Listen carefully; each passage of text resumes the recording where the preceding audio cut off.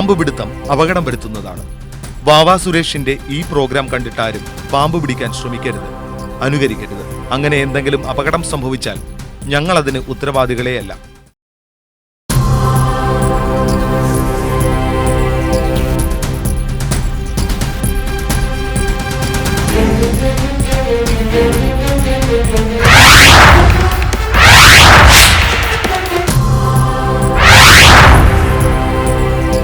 ഒരു 8 അടിയോളം നീളമുള്ള ഒരു ഫീമെയിൽ.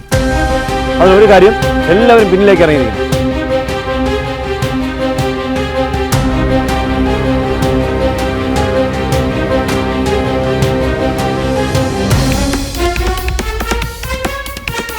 നമ്മുടെ ശ്രമം ഈ തോട്ടി വെച്ച് താഴേക്ക് വലിച്ചിടാനാണ്.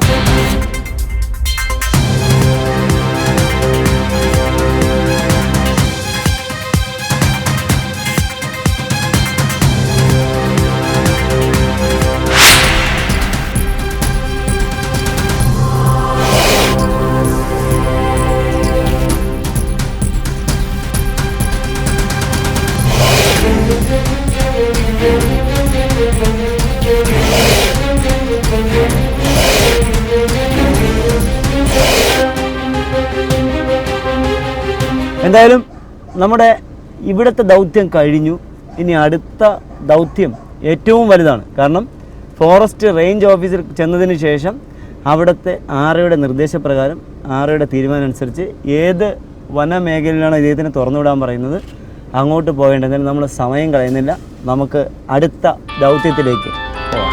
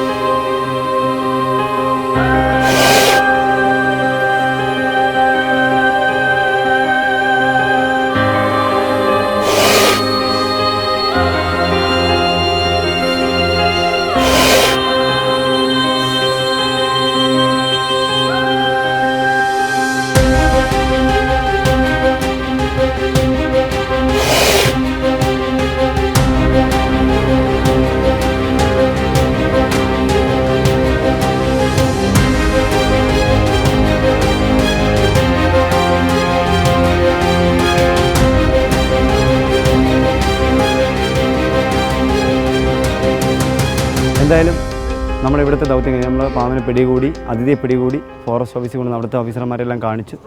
ഇനി നമ്മൾ അദ്ദേഹത്തിനെ ഭദ്രമായിട്ട് പാക്ക് ചെയ്ത് കഴിഞ്ഞു. ഇനി നമ്മൾ ഇദ്ദേഹത്തിനെ ഉൾക്കാട്ടിൽ കൊണ്ട് തുറന്നിടാൻ പോവുകയാണ്. എന്തായാലും ഇനി ഭയങ്കര ചൂടാണ്. അപ്പോൾ നമുക്ക് എത്രയും പെട്ടെന്ന് ഇവിടുന്ന് പോകേണ്ടത്. അതുമാത്രമല്ല വെള്ളമുള്ള സ്ഥലം വരെ നമുക്ക് എത്തേണ്ടതുള്ളതുകൊണ്ട് നമ്മൾ എത്രയും പെട്ടെന്ന് ഈ ഇവിടുന്ന് ആ പാമ്പിനെ തുറന്നു വിടാനുള്ള സ്ഥലത്തേക്ക് യാത്രയാവും.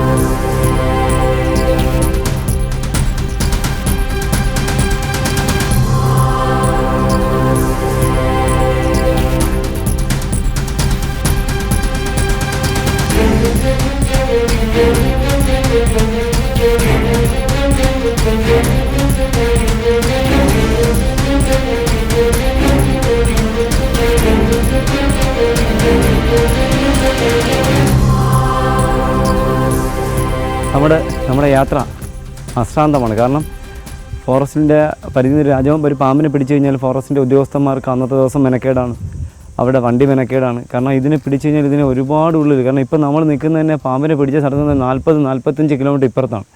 ഇത് നമ്മുടെ പ്രേക്ഷകർ മനസ്സിലാക്കുക. കാരണം ഇതൊക്കെ ഒരു ചിലവാണ്. സർക്കാരിനായിരുന്നാൽ തന്നെയും ഡിപ്പാർട്ട്മെൻറ്റിനായിരുന്നാൽ തന്നെ ഇതൊക്കെ വലിയ ചിലവാണ്. കാരണം ഇത്രയും ഓഫീസർമാർ 2-3 ഓഫീസർമാർ നമ്മളവിടെ വരിക, അവർ പിന്നെ തിരിച്ചതിനെ കൊണ്ട് സേഫായിട്ട് ഇതിനെ വിട്ടതിന് ശേഷം തിരിച്ചു പോവുക. അപ്പോൾ ഇതൊക്കെ നമ്മുടെ പ്രേക്ഷകർ കലങ്ങളിൽ നമ്മുടെ ഈ പാമ്പിനെ പിടിച്ചു എന്ന് അറിയുമ്പോൾ ചില ആൾക്കാർ പറയുന്നുണ്ട് ഇതിനെയൊക്കെ പിടിച്ച് തൊട്ടടുത്തുകൊണ്ടിരുന്നത്. ശുദ്ധ മണ്ടത് 45 കിലോമീറ്റർ ഏകദേശം ഒരു 2-3 മലയ്ക്ക് പാമ്പിനെ പിടികൂടിൻ്റെ 3-4 മലയ്ക്ക് ഇപ്പുറമാണ് നമ്മളിതിനെ നിൽക്കുന്നത്. ഇതിനെ എവിടെ കൊണ്ട് തുറന്നിട്ട് ഒരിക്കലും ഇത് അപ്പുറത്ത് പോകാൻ പോകുന്നില്ല. വനമേഖലയാകുമ്പോൾ പാമ്പുകളുണ്ടാവും, അതിന് നമ്മൾ പരാതി പറഞ്ഞിട്ട് കാര്യമില്ല.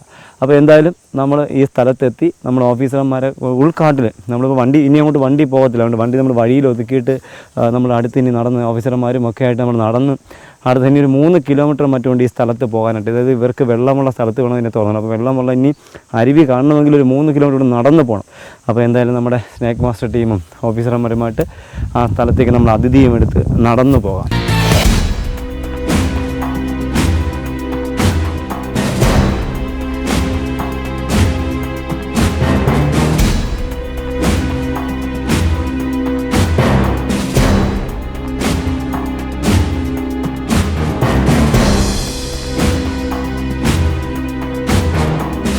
എന്തായാലും നമ്മുടെ പ്രേക്ഷകർ കാണുന്നുണ്ടോ നമ്മുടെയൊക്കെ കഷ്ടപ്പാട്?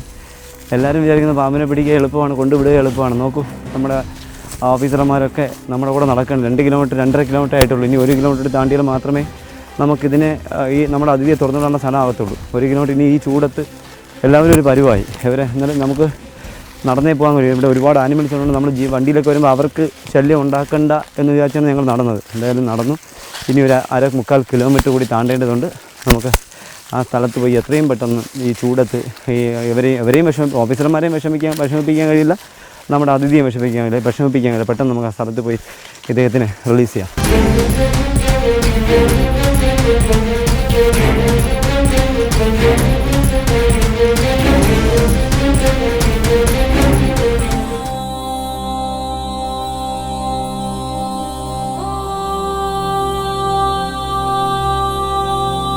എന്താ കണ്ടെത്തൽ?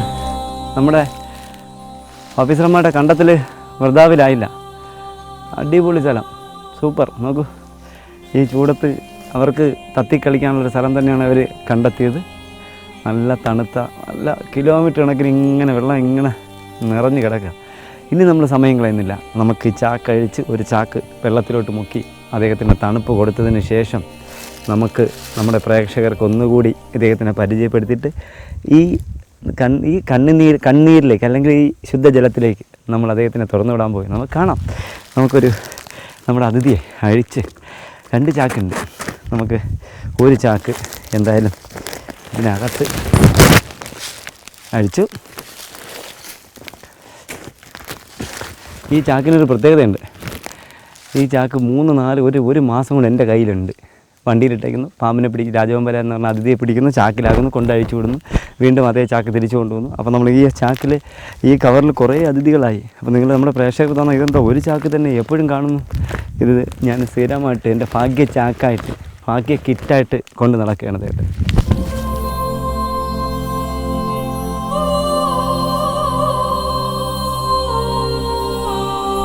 നമ്മളിപ്പോൾ ചെയ്യാൻ പോകുന്നത് ചാക്കൊന്ന് മുക്കിയെടുക്കാൻ. കാരണം ചാക്കെന്ന് പറയുമ്പോൾ ഇതിനകത്ത് അതിഥിയുണ്ട്. അദ്ദേഹത്തിൻ്റെ ഒരു ചെറിയ നനവ് കൊടുക്കുകയാണ്.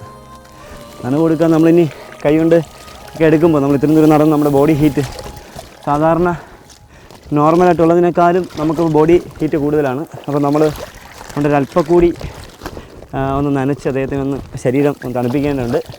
തണുപ്പിച്ചിട്ട് മാത്രമേ അദ്ദേഹത്തിന് തുറന്നുവിടാൻ കഴിയൂ.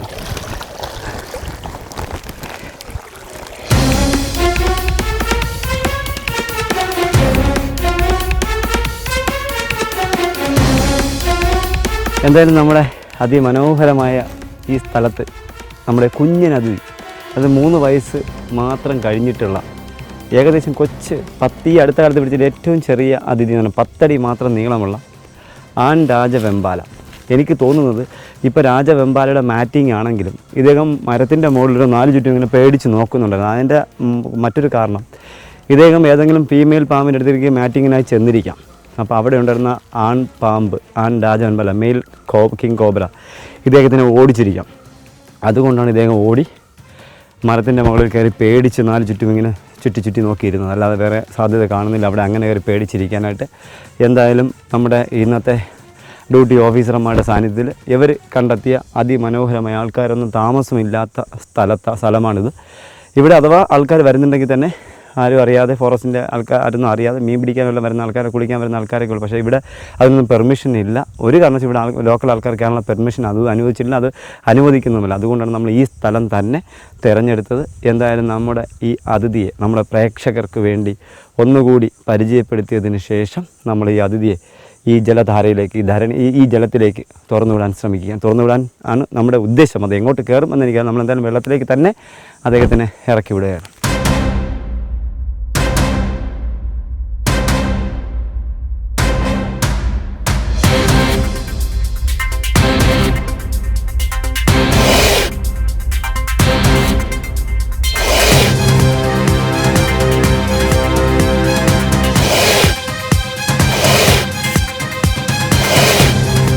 മൂർഖൻ പാമ്പുകളുടെ വർഗത്തിൽപ്പെട്ടവയാണ് ഇവയെങ്കിലും മൂർഖനിൽ നിന്ന് വ്യത്യസ്തമായ ഘടനാരീതിയാണ് ഇവയ്ക്കുള്ളത്. ഫണം മൂർഖൻ പാമ്പുകളെ പോലെ വട്ടത്തിൽ ആയിരിക്കുകയില്ല, അല്പം നീണ്ടാണ് കാണപ്പെടുന്നത്. ഇവയുടെ അടിഭാഗം ഇളം മഞ്ഞയും കറുപ്പും നിറത്തിലുള്ള അകലമുള്ള പട്ടകളായിട്ടായിരിക്കും. ഫണം ഉയർത്തി നിൽക്കുമ്പോൾ ഇവ ദൃശ്യമാണ്. മുതുകിൽ കറുപ്പ് നിറത്തിലുള്ള ചിത്രപ്പണികളോടുകൂടിയ അകലം കൂടിയ പട്ടകളും കാണാം. ഇവയുടെ വായ സാധാരണ തലയോളം വിസ്തീർണം ഉണ്ടായിരിക്കും.